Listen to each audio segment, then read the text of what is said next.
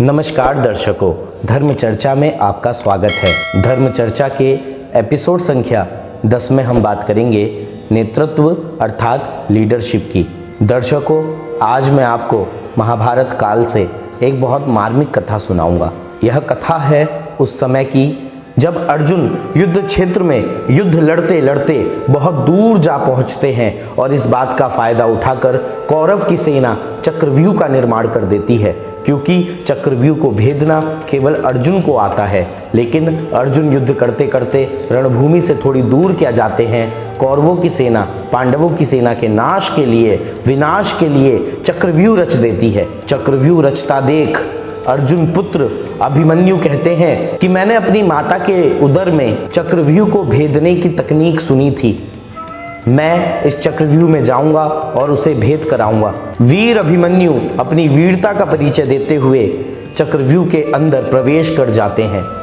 पहला चरण, दूसरा चरण, तीसरा चरण, चौथा चरण, पांचवा चरण और इसके बाद छठे चरण को भेदते हुए जब वो आगे पहुंचते हैं तो सातवें चरण में कौरवों के महान योद्धा जैसे द्रोणाचार्य, दुर्योधन और जयद्रथ जैसे वीर योद्धा अभिमन्यु को चारों तरफ से घेर लेते हैं और एक एक करके अभिमन्यु पे अपने हाथ और लातों से वार करना प्रारंभ करते हैं, जिससे अभिमन्यु के प्राण चले जाते हैं। जयद्रथ अभिमन्यु की अंतिम श्वास तक अभिमन्यु के ऊपर लातों से वार करता है और तो और जब अभिमन्यु की मृत्यु हो जाती है उसके बाद भी जयद्रथ नहीं रुकता, लगातार अभिमन्यु पे टांगों से लातों से प्रहार करते रहता है। इस बात की सूचना पांडवों तक पहुंचती है। अर्जुन इस बात को सुनकर घोर शोक में चले जाते हैं और ये प्रतिज्ञा लेते हैं कि अगर कल सूर्यास्त से पहले उन्होंने जयद्रथ का वध नहीं कर दिया तो वो आत्मदाह कर लेंगे। अब ये बात कौरव पक्ष तक पहुंचती है। जयद्रथ ये बात दुर्योधन को बताते हैं। दुर्योधन कहते हैं जयद्रथ से कि आप चिंता ना करें, हमारी पूरी सेना एक कवच बनाकर कल शाम तक आपके प्राणों की रक्षा करेगी और एक बार आपके प्राण बच गए तो फिर अर्जुन को आत्मदाह करना ही पड़ेगा। अगला दिन प्रारंभ होता है।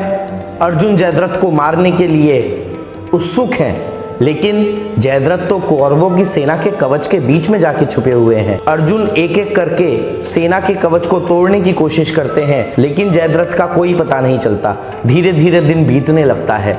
अर्जुन हतोत्साहित होने लगते हैं। इतने में श्री कृष्ण जी कहते हैं कि उस सेना के बिल्कुल मध्य में तुम्हारा शत्रु जयद्रथ बैठा है, अर्जुन जाओ और उसका वध करो। ये सुनकर अर्जुन पुनः ऊर्जा से भर जाते हैं, उत्साह से भर जाते हैं और पुनः एक नवीन ऊर्जा के साथ सेना पर आक्रमण करते हैं। लेकिन सेना का सुरक्षा कवच इतना सुदृढ़ होता है कि अर्जुन जयद्रथ तक नहीं पहुंच पाते।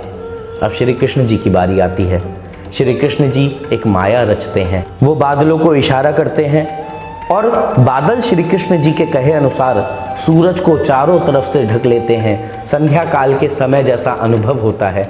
जैसे ही कौरव देखते हैं कि संध्या काल हो चुकी है, वो सेना के कवच को हटा लेते हैं। जयद्रथ और दुर्योधन बड़ी ऊर्जा के साथ कवच से बाहर आते हैं और प्रसन्नता का अनुभव करने लगते हैं। दुर्योधन अर्जुन से कहते हैं अब तुम आत्मदाह करो, क्योंकि सूर्यास्त हो चुका है और तुम जयद्रथ का वध नहीं कर पाए। श्री कृष्ण जी इतनी ही देर में अर्जुन से कहते हैं अर्जुन पार्थ, वो देखो तुम्हारा शत्रु अब तुम्हारे सामने आ गया है। और इतना कहते ही अपनी माया को हटा लेते हैं और पुनः दिन का उजाला हो जाता है। अर्जुन जैसे ही ये देखते हैं, अर्जुन तुरंत गांडीव से तीर चलाते हैं और जयद्रथ का वध हो जाता है।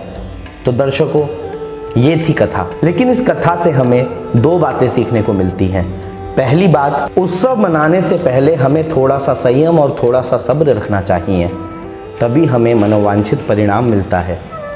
आप देखिए ना, संध्या काल का अनुभव होते ही जयद्रथ बाहर निकल आए और उत्सव मनाना प्रारंभ कर दिया, लेकिन वास्तव में संध्या तो हुई नहीं थी और अर्जुन ने तुरंत जयद्रथ का वध कर दिया। दूसरी बात जो हमें सीखने को मिलती है वो है हमारा आज का शीर्षक नेतृत्व, लीडरशिप। भले ही आज पुस्तकों में ये मिलता है कि जयद्रथ का वध अर्जुन ने किया था, लेकिन हकीकत ये है कि जयद्रथ का वध श्री कृष्ण जी की वजह से हुआ था। यहाँ पर आप ऐसे समझिए कि श्री कृष्ण जी ने अर्जुन के लिए एक एनवायरनमेंट तैयार किया, एक एटमॉस्फेयर तैयार किया और उस एटमॉस्फेयर की मदद से अर्जुन ने जयद्रथ का वध किया।